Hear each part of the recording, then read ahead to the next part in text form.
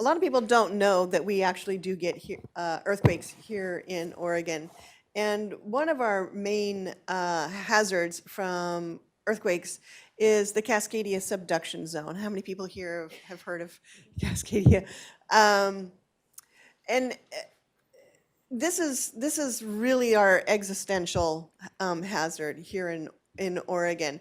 And we have two very good examples in the past decade or so of what we can expect to see here in Oregon from a Cascadia Subduction Zone earthquake. The 2004 Indonesian earthquake and tsunami, and then again Japan 2011 earthquake and tsunami. If we look at Oregon and compare it to Japan, it's about the same size. And the thing to remember about the Cascadia Subduction Zone is it runs from Northern California, about Crescent City, all the way up to the northern end of Vancouver Island. So when this happens, if we get the full RIP 9, we're expecting shaking from Northern California all the way up to British Columbia.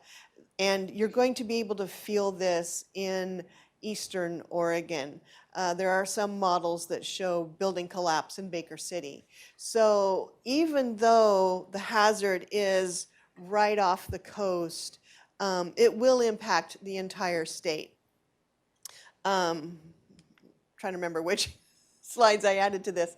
So it runs about 600 miles, and it dives at a fairly shallow depth, and the subduction zone ends where the Cascade Mountains are. In fact, the Cascade Mountains are the volcanoes caused by the subduction going down about 100 miles, melting, coming up through cracks in the earth, and giving those beautiful mountains that we like to hike on in the summer, ski on in the winter. So that system is all connected. Now, a Cascadia Subduction Zone earthquake will not cause a volcano to erupt unless that volcano is already ramped up and just about to blow. There's a very, very, very, very, very small chance that Cascadia could cause that volcano to blow. But we don't have any currently endangered volcanoes here in Oregon. It also will not cause the crustal faults that we have here in Oregon. Those are the smaller intraplate faults that we have. And maybe remember the Scotts Mills earthquake in '93. That's a crustal fault. Portland has a crustal fault that runs along Forest Park that can cause earthquake up to about a 7.2. So we don't have just a Cascadia subduction zone, but we do have these crustal faults also. When we look at the subduction zones and you think about these other very, very large earthquakes around the rest of the world, those are almost always subduction zones because it takes a very large fault system to create a very large earthquake. In fact, it's a direct relation. The size of the fault limits how big an earthquake can get. We cannot get, no matter what Hollywood says, we cannot get a 10.5 because we just don't have fault systems large enough to produce those size of earthquakes. Now, right after the earthquake, we know that this is going to also produce a very devastating tsunami. About 90 to 95% of the deaths and injuries will come from that tsunami. There will be actually fairly limited death in the valley from this earthquake. We will have some collapsing buildings. We will have some injuries. But the majority of the deaths are going to come in that first hour from the tsunami. This is what we see in almost every single large subduction zone earthquake, no matter where they happen in the world. And the thing to remember about tsunamis is they are covered by flood insurance. So if you live in the inundation zone on the coast, get flood insurance because it will cover you for that tsunami loss. And so one of the questions that we get asked is, how often and what's the likelihood of these earthquakes? Because other hazards we get every single year. We get fires every single year. We get winter storms every single year. We get floods every single year. Well, it's hundreds of years between these large earthquakes. Our last subduction zone earthquake for Cascadia was in 1700. In fact, it was January 26th at 9 p.m. in the year 1700. And we've had over 40 of these large earthquakes in the last 10,000 years. And so when they start to look at this, they break it down between large 100% ruptures, you know, the full RIP 9, but it can also get smaller earthquakes. And what they're finding is those smaller earthquakes either start at the very northern end or the very southern end of the subduction zone. So when you hear about probabilities, you might hear 37 or 40% or 12% or 14%. Well, all of those numbers are true for a specific scenario. So if you're sitting in Bandon, Oregon, enjoying a cup of coffee down on that pier waiting for your crab to cook, you've got a 37 to 40% chance in the next 50 years of a subduction zone earthquake happening. If you are sitting in Ilwaco waiting for your charter boat to get ready so you can go out, you have about a 14% chance because of the way that that subduction zone works. So numbers on probability are interesting, but they're not the important number. The important number is 100%. We know that 100% we will be getting another Cascadia Subduction Zone earthquake at some point in the future, probably within the next 50 years. And so we know that this is something that we have to prepare for. And this is the big bad. If you get prepared for Cascadia, you are going to be ready for all of these other hazards that we have. So when we look at this, that shaking is going to be happening from Northern California all the way up to British Columbia, all the way inland. They're expecting it to take the power grid down for the western US at least for a day or two until they're able to get that power balance. Because not only are you losing power production along the Columbia and Snake River and the various natural gas coal-powered plants in the Pacific Northwest, but you also have that sudden reduction in usage. So it takes time to rebalance that utility. And the thing to remember is that this is not a one and done event. Cascadia will start a new way of living here in the Pacific Northwest. A common issue with these large events is PTSD, because we're going to be awesome that first week. We all are going to have some supplies. We're going to pool our supplies with our neighbors. And we're going to get through that first few weeks, that second week, that third week, that fourth week. You haven't had a shower. You're not going to have a shower for probably another few weeks. Your water, your power is going to be out, depending on where you are, for 1 to 2 years. It weighs on a person. And so just knowing that this will really be a change in lifestyle here in the Pacific Northwest. And when you are choosing to get prepared or choosing not to get to be prepared, you're choosing one major thing. Are you going to be an Oregonian after this event? Because we've all seen large-scale natural disasters that has caused a diaspora. And that's because the people aren't able to have a job or send their kids to school, power, water, or just have the resources in that area. Think about Katrina after that event.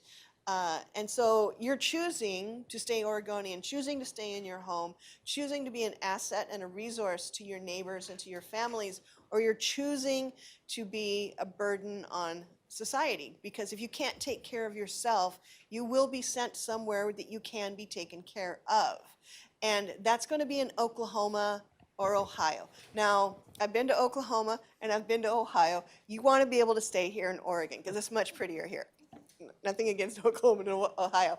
But that's the choice you're making. Are you going to be an asset? Are you going to be a resource? Are you going to be someone that's going to participate in rebuilding Oregon? Or are you going to go somewhere else?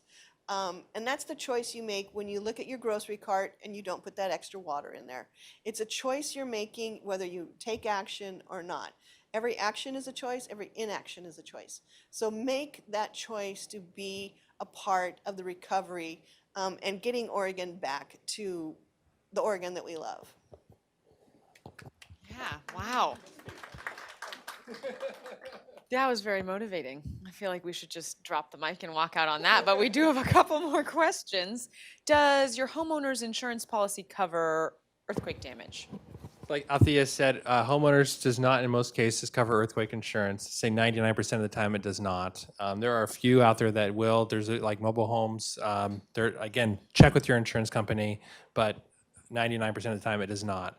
Earthquake insurance is expensive. In many cases, it can almost double what you pay now for your homeowner's insurance, and the deductibles are very high. It's often a percentage. So we recommend if you do have earthquake insurance to have maybe a home equity line or something that you could pull on to help cover the cost for that deductible. Now, in that situation, it's not first money. You don't have to pay $30,000 to get your house fixed, which is often kind of about where the deductibles will lie for most homes in Oregon. But what that means is you'll just be underinsured. The other thing to consider as well with earthquake insurance is that if the earthquake does not meet the threshold of damage that exceeds your deductible, it won't pay. So if we have one of these crustal faults that maybe does $15,000 in damage and you have a $30,000 deductible, it won't pay. You're going to have to pay that $15,000 out of pocket to get your house fixed. And it's each earthquake is its own beast. So if there's there's an earthquake that does $15,000 in damage, and then 3 months later there's one that does another $15,000, hey, that's $30,000. Your insurance company doesn't care. That's just another $15,000 quake. It doesn't. They don't aggregate. So it's all independent. So that's something else to consider. The other thing also is retrofitting. If you don't want to buy earthquake insurance, perhaps reduce your risk to damage to your home by retrofitting. And there's lots of companies, especially in Oregon, that are trying to help people get prepared for earthquake insurance. And I'm going to just steal the mic a little bit longer. If you live in the inundation zone, flood insurance will be great. You probably don't need earthquake insurance because your house is going to be leveled by the earthquake and then the flood as well. So flood insurance might be a better option than earthquake if you live in that inundation zone. And it's also very difficult to get earthquake insurance on the coast. That makes sense. So I just want to piggyback on the retrofitting. If your house has been built since about 2000, it's probably up to the most recent seismic codes. But remember, building codes only mean that that building will not fall down.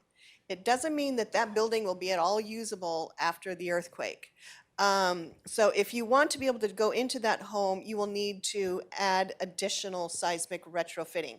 And seismic retrofitting is surprisingly affordable if you don't have, a huge home. If you have your standard ranch home, like we have a lot here in Oregon, you're going to spend more on a granite countertop for a kitchen remodel than you will for a seismic retrofit.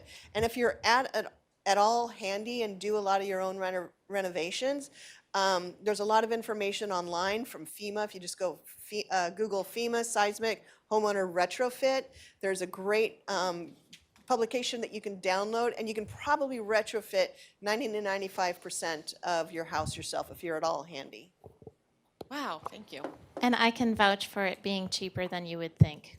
I just had my house bolted to its foundation. Wow, great. So you took one of those steps. We have a question from the audience. Is this building retrofitted?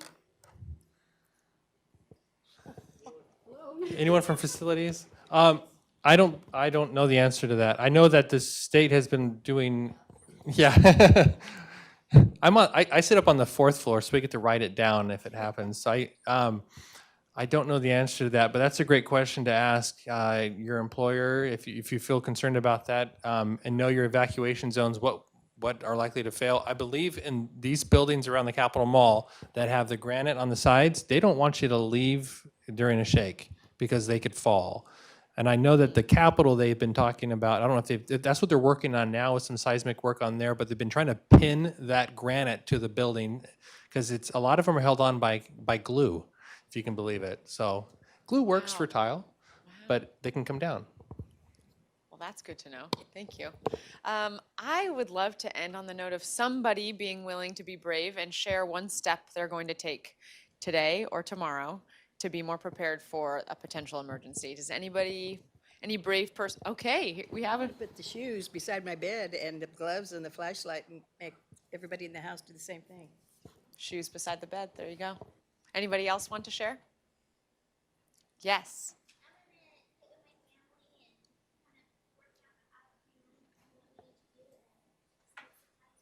Wonderful, wonderful. Well, you all did your job then. You have 2 converts at least, myself included. You have 3 definitely. So thank you so much. Let's give our panelists a round of applause. Thank you.